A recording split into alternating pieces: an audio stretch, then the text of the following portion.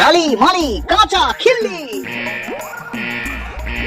জয় গণেশ জয় গণেশ জয় গণেশ দেবা, মাতা ঠাকুর রাগ করেছে পিতা মহাদেবা। এই বুড়ো বয়সে আর ঠাকুর দেবতার গান ভুল গেও না মলি। ওটা মাতা জাকি পার্বতী, পিতা মহাদেবা। আরে বাবা, মহাদেবের নাম নিলেই তো পার্বতীর নাম নেওয়া হয়, তাই না? এই যেমন ধরো, আমি Mrs Deepak Banerjee, care of Deepak Banerjee. তুমি তো একটা বলদা, তুমি তো বোরকে কন্ট্রোলে রাখতে পারো না। এই যদি তোমার জায়গায় আমি বাড়িতে গণেশ পুজো করবো বলে ঠিক করতাম, মামের বাবা বাধা দিতে পারতো। কত বছর থেকে পাড়ায় 19টা গণেশ পুজো মেরেছে বলে পাপানের বাবা আর খরচ বাড়াতে চান না।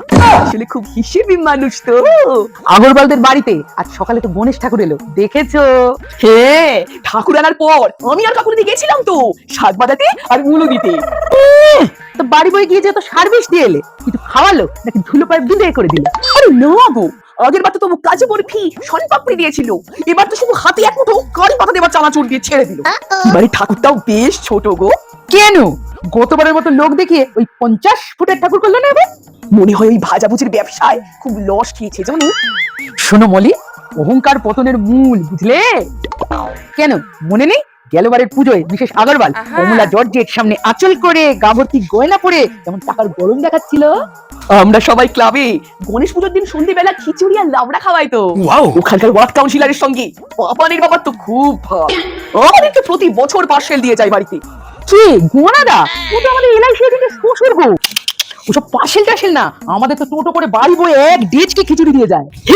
এবার তারকেশ্বর মিষ্টান্ন ভান্ডারি লাড্ডুর অর্ডারের মার্কেট লেগেছে, শুনেছো?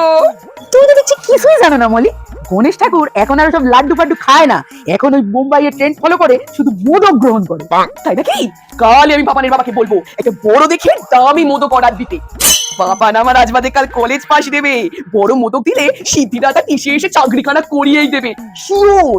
এই সিদ্ধির কথা বলো না তো, আমাদের ওই ইয়ং রিক্রিয়েশন ক্লাবের চ্যাংড়া ছেলেগুলো এই গণেশ পুজোর কদিন আগে থেকে সারাদিন খালি ওই লাড়ে লাপা হিন্দি গান চালাবে আর সিদ্ধি খাবে। তার মামের বাবাটাও হয়েছে, আমি একটু চোখের আড়াল হয়েছে কি হয়নি, উনি একটা প্লাস্টিকের গ্লাস নিয়ে সোজা দৌড় লাগাবে। পাপানের বাবা কিন্তু ওসব ছুঁয়েও দেখি না, কেসের রোগী তো। আমি তো মামের বাবাকে একদম বলে দিয়েছি, ওরে বয়স তার মেয়ে, আমি বাবা ওসব একদম এলাও করবো না।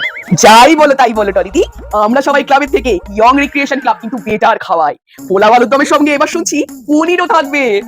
আমি তো মাকে বলে দিয়েছি, তোমার মতো বসে থাকবি না, দুবার তিনবার বারবার চেটে খাবি চেটে খাবি। তোমার মেয়েকে আমার সব শিখিয়ে দিতে হয় নাকি?